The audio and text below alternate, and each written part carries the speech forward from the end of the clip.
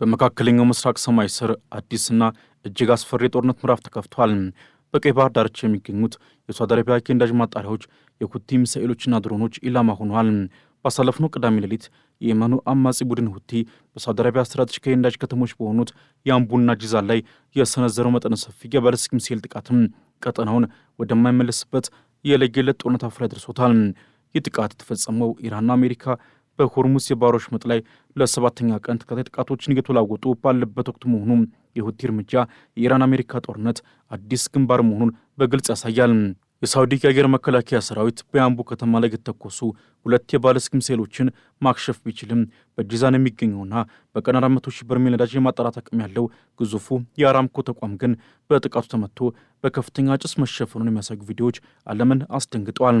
ይህ የሳውዲ አረቢያን የኢኮኖሚ ጀርባ አጥንት የሆነውን አራምኮን ኢላማ ያደረገው ጥቃትም በሳውዲና በሁቲዎች መካከል ለ2 ዓመታት የቆየውን የተኩስ አቁም ስምምነት አመድ አድርጎታል። ሁቲዎችም በሳውዲ መርከቦች ላይ የባህር ላይ እገዳ ወይም ብሎኬድ ማወጃቸውን ተከትሎ ሳውዲ አረቢያ በየመናዊ የወደብ ከተማ ሆዴዳ የሚገኙ የሁቲ ወታደራዊ ይዞታዎች ላይ እጅግ አውዳሚ የሆነ የአየር ድብደባን ፈጽማለች። የሳውዲው ጥምር ጦር በሰጠው መግለጫ ድርጊቱ ለሳውዲ ብሔራዊ ደህንነትና ለዓለም አቀፍ የንግድ መርከቦች ደህንነት ሲባል የተወሰደ የማያዳግም እርምጃ መሆኑን ገልጿል። ሆኖም የሁቲ መሪ አብዱልመሊክ አልሁቲ ከቀናት በፊት ባስተላለፉት መልእክትም የሳውዲ አረቢያ በኢራን አሜሪካ ጦርነት ውስጥ እጇን ካስገባች የሀገሪቱ የነዳጅ ተቋማት በሙሉ አመድ እንደሚሆኑ ዝተው ነበረ። ያ ዘገናኝ ዛቻ አሁን መሬት ላይ መተርጎም የጀመረ ይመስላል። በዚህ አስፈሪ ፍጥጫ ውስጥም ሌላኛው አስገራሚ ክስተት የግሪክ ወታደሮች ተሳትፎ ነው። በያምቡ ሰማይ ላይ የተኮሱት ሚሳኤሎች ያከሸፈውና በአሜሪካ የተሰራው የፓትሪዮት ሚሳኤል መከላከያ የሚንቀሳቀሰው በግሪክ ወታደራዊ ባለሙያዎች መሆኑ ተረጋግጧል።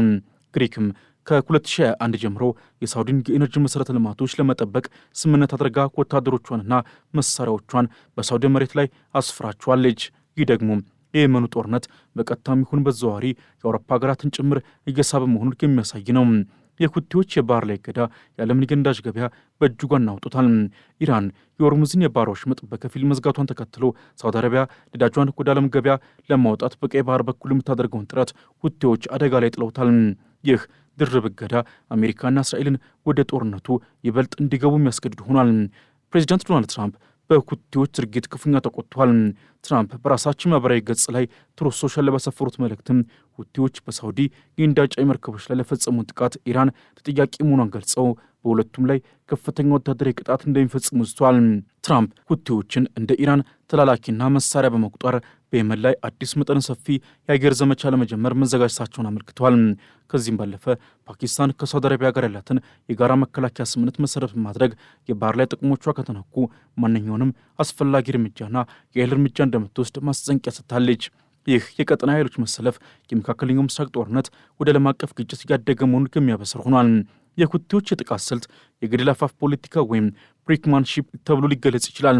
ቡድኑ ሳውዲ አረቢያ በየመን ሰማይና ባህር ላይ የጣላቸውን እገዳ እንድታነሳ ለማስገደድ ሲል የሳውዲን ኢኮኖሚ እንድታጋች እየጠቀምበት ነው።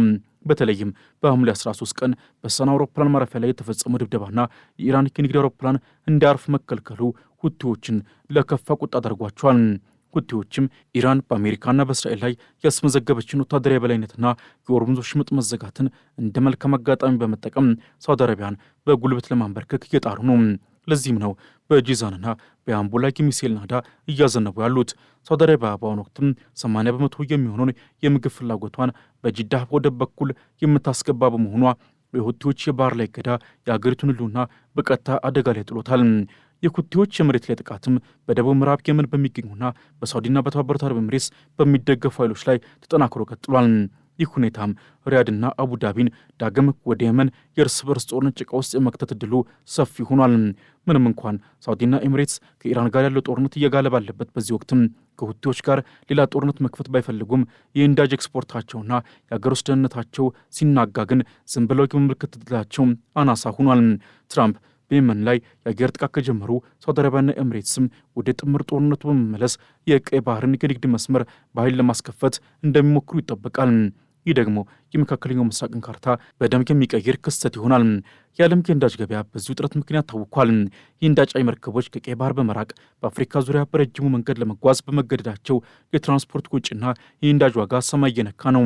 ሳውዲ አራምኮ ይህንን ተጋላጭነት ለመቀነስ ነዳጇን በግብጽ በኩል ለማጓጓዝ ቢሞክርም የሁቲዎች የሚሳኤል ርቀት ግን ሁሉንም ከሳውዲ ግዛቶች ሊሸፍን እንደሚችል አሁን የታየው የጂዛንና የአምቡ ጥቃት ማረጋገጫ ሆኗል።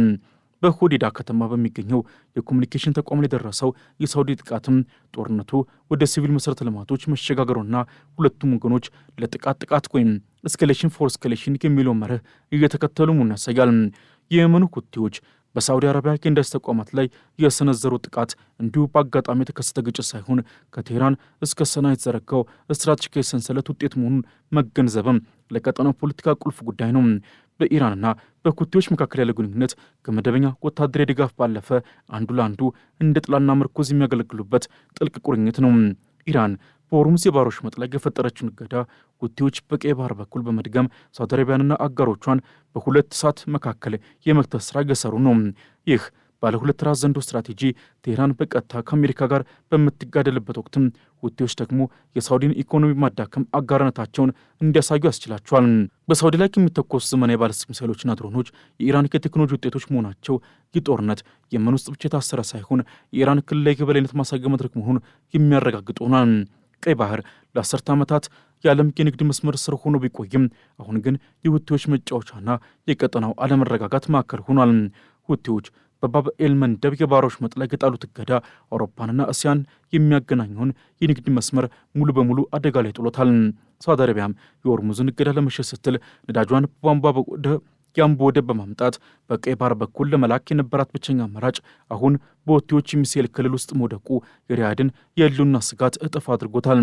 ይህ የቀይ ባህር ቀውስ የነዳጅ ዋጋን ብቻ ሳይሆን እንደ ግብጽ ያሉ ሀገራት ከሱዌዝ ካናል የሚያገኙትን ገቢ ማሳጣት አጠቃላይ የቀጠናውን ኢኮኖሚ ወደ መቃብር አፋፍ እየገፋው ነው። የአሜሪካው ፕሬዚደንት ዶናልድ ትራምፕ ኢራንን ተጠያቂ እናደርጋለን ማለታቸው የቀይ ባህር ደህንነት ከአሜሪካ ብሔራዊ ጥቅም ጋር የተሳሰረ መሆኑና ማንኛውም መስተጓጎል ወደ ዓለም አቀፍ ጦርነት ሊያመራ እንደሚችል የሚያሳይ ቀጥተኛ ማስጠንቀቂያ ነው። በሳውዲ አረቢያና በሁቲዎች መካከል ያለው የቆየ ሰጣ ገባ ደግሞ ስር የሰደደ የታሪክ ጠባሳና የመርህ ግጭት ውጤት ነው። እንደ አውሮፓውያን አቆጣጠር በ2015 ሳውዲ አረቢያ የቆራጥነት ማዕበል በሚል ስያሜ ወደ የመን ጦርነት ስትገባ ዓላማዋ ሁቲዎችን በጥቂት ሳምንታት ውስጥ ደምስሳ ህጋዊውን መንግስት ወደ ስልጣን ለመመለስ ነበረ። ሆኖም ያ ጥረት ወደ 7 ዓመታት የዘለቀና በመቶ ሺዎች የሚቆጠሩ ሰዎችን ህይወት የቀጠፈ የመን ደግሞ ወደ ዓለም የከፋ ሰብአዊ ቀውስ ተከተተ አስከፊ ጦርነቱን ተጠናቋል።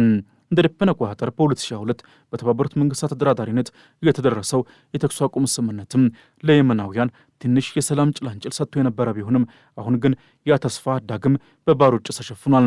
ሳውዲ አረቢያ ሁቲዎችን እንደ ሽብርተኛና የኢራን ቅጥረኛ ስትመለከት፣ ሁቲዎች ደግሞ ሳውዲን እንደ ወራሪና የየመንን ሉዓላዊነት ደፋሪ አድርገው ይፈርጇታል። ይህ የቆየ ጥላቻ አሁን ካለው የኢራን አሜሪካ ጦርነት ጋር ተዳምሮ ሳውዲና ሁቲዎችን ወደ አዲስና ይበልጥ አጥፊ ወደሆነ የፊልሚያ ምዕራፍ መልሷቸዋል። ሁቲዎች አሁን እያሳዩት ያለው የገደል አፋፍ ፖለቲካ ሳውዲ አረቢያን በኢኮኖሚ በማንበርከክ የፖለቲካ ትርፍ ለማግኘት ያለመ ነው። በሰና አውሮፕላን ማረፊያ ላይ የተፈጸመው ድብደባና የኢራን አውሮፕላን እንዳያርፍ መከልከሉ ለሁቲዎች የአጸፋ እርምጃ እንደ ሰበብ ሆኖላቸዋል። ሳውዲ አረቢያ 80 በመቶ የሚሆነውን የምግብ ፍላጎቷን በጂዳ ወደብ በኩል የምታስገባ መሆኑን የተረዱት ሁቲዎችም የቀይ ባህርን የንግድ መስመር በመዝጋት ሳውዲን ለረሃብና ለኢኮኖሚ ቀውስ ለመዳረግ ቆርጠው ተነስተዋል። ይህ ደግሞ በሳውዲና በሁቲዎች መካከል የነበረውን ግጭት ከየመን ድንበር አውጥቶ ወደ ሳውዲ ከተሞችና ወደ ዓለም አቀፍ የባህር ክልሎች አሰራጭቶታል። ሳውዲ አረቢያና የተባበሩት አረብ ኤሚሬትስ ዳግም ወደ የመን ጦርነት ጭቃ ውስጥ የመግባት ፍላጎት ባይኖራቸውም የኢንዳስትሪ ተቋሞቻቸው ሲጋዩ ግን ዝም ብለው የመመልከት ዕድላቸው ዝቅተኛ ነው። ይህ በሳውዲ በሁቲና በኢራን መካከል ያለው ትሪያንግል ግጭትም መላውን መካከለኛው ምስራቅ ወደማይወጣበት የቀውስ አዙሪት ውስጥ እየከተቱ ይገኛል። ቀይ ባህር አሁን የሰላማዊ ንግድ መተላለፊያ መሆኑ ቀርቶ የአገራን ሀገራትና የቀጠናው ተቀናቃኞች መፋለሚያ ሆኗል። የሳውዲ አረቢያና የሁቲዎች የቆየ ጠብ ከኢራን ሰፋ ያለ አጀንዳ ጋር መጣመሩ ጦርነቱን ይበልጡ ስብስብና ለመፍታት አስቸጋሪ አድርገዋል። ትራምፕ የገቡት የከባድ ቅጣት ቃል ኪዳን ተግባራዊ ከሆነ የመን ዳግም የአየር ድብደባ ሰለባ ትሆናለች። ሳውዲም በሁቲ ሚሳኤሎች መታወኮ ይቀጥላል። ይህ ሁኔታ የሚያሳየው በመካከለኛው ምስራቅ እውነተኛ ሰላም የሚመጣው የሁሉንም ወገን ስጋትና ፍላጎት ባከበረ መልኩ እንጂ አንዱ ሌላው በኃይል ለመጫን በሚያደርገው ሙከራ እንዳልሆነ ነው። ሆኖም አሁን ባለው የጥላቻና የደም መፋሰስ ድባብ ውስጥም ያ ተስፋ ከምንጊዜውም በላይ እየራቀ መጥቷል። የሳውዲና የሁቲዎች ፍጥጫ የቀይ ባህር ዕጣ ፈንታ ብቻ ሳይሆን የዓለምን የኢነርጂ ደህንነትና የቀጠናውን የወደፊት ህልውና የሚወስን ታሪካዊ ክስተት ሆኖ ይቀጥላል። በቀጣይ የሚጠበቀው ጊዜም በመካከለኛው ምስራቅ ታሪክ ውስጥ እጅግ አስፈሪና ደም አፋሳሽ ሊሆን እንደሚችል ከወዲሁ የሚታዩት ምልክቶች በግልጽ ያሳያሉ። የመጀመሪያውና ትልቁ ስጋትም ፕሬዚዳንት ዶናልድ ትራምፕ ዝተውት የነበረው ከፍተኛ ወታደራዊ ቅጣት ወደ ተግባር መለወጡ ነው። አሜሪካና ብሪታንያ በየመኑ የወደብ ከተሞችና የሁቲ ወታደራዊ ማዕከላት ላይ መጠነ ሰፊ የአየር ድብደባ የመጀመር ዕድላቸው እጅግ ሰፊ ነው። ይህ እርምጃ ደግሞ ሁቲዎችን ወደ ኋላ ከማፈግፈግ ይልቅ ይበልጥ እልህ ውስጥ በመክተት በሳውዲ አረቢያና በተባበሩት አረብ ኤሚሬትስ ከተሞች ላይ የሚሰነዘረውን የሚሳኤልና የድሮን ናዳ እንዲጨምር ያደርገዋል።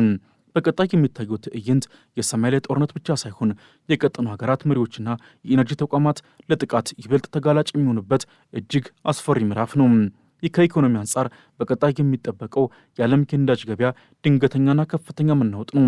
የሆርሙዝ የባህር ወሽመጥና የቀይ ባህር መተላለፊያ በአንድ ጊዜ መዘጋታቸው የዓለምን የነዳጅ አቅርቦት በከፍተኛ ሁኔታ ሽባ ያደርገዋል። ይህ ድርብ ማነቆ ነዳጅ አምራች ሀገራትን ብቻ ሳይሆን በነዳጅ ላይ ጥገኛ የሆኑትን የኤዥያ የአፍሪካና የአውሮፓ ኢኮኖሚዎችን ወደ ለየለት ቀውስ ይከታቸዋል። በቀጣይ ሳምንታትም የነዳጅ ዋጋ በአንድ ጀንበር ሰማይ ሲነካና የሸቀጦች ዝውውር ሲስተጓጎል ማየት የተለመደ ክስተት ሊሆን ይችላል። ሳውዲ አረቢያ 80 በመቶ የሚሆነውን የምግብ ፍላጎቷን በቀይ ባህር በኩል የምታስገባ በመሆኗ ሁቲዎች ይህንን መስመር በኃይል ከዘጉት ሀገሪቱ ከጦርነቱ በተጨማሪ ከባድ የምግብ ዋስትና ስጋትና የህዝብ አመፅ ሊጋረጥባት ይችላል። ይህ ደግሞ ሪያድን ወደማትፈልገው የኃይል እርምጃ ወይም ደግሞ ለሁቲዎች ጥያቄ እጅ ወደ መስጠት ሊገፋት ይችላል። በዲፕሎማሲው ረገድ በቀጣይ የሚጠበቀው የሰላም ጥረቶች ሙሉ በሙሉ መክሸፍና የጦርነት አውድማው መስፋፋት ይሆናል። የተባበሩት መንግስታት የተደረገው የተኩስ አቁም ስምምነት አሁን ላይ ትርጉም አልባ ሆኗል። በቀጣይ የሚታየው ትዕይንት የየመን ጦርነት ከሀገር ውስጥ ግጭት ወጥቶ ወደ ቀጠናዊና ዓለም አቀፋዊ ጦርነት ሊቀየር ይችላል። ፓኪስታንና ግሪክን የመሰሉ ሀገራት በሳውዲ ወገን ተሰልፈው ወደ ግጭቱ የመግባት አዝማሚያ ማሳየታቸው ጦርነቱ የበርካታ ሀገራትን ወታደሮች ደም የሚጠይቅ መሆኑን ያሳያል። ሳውዲ አረቢያ በሁለት ሰዓት መካከል ተከባለች።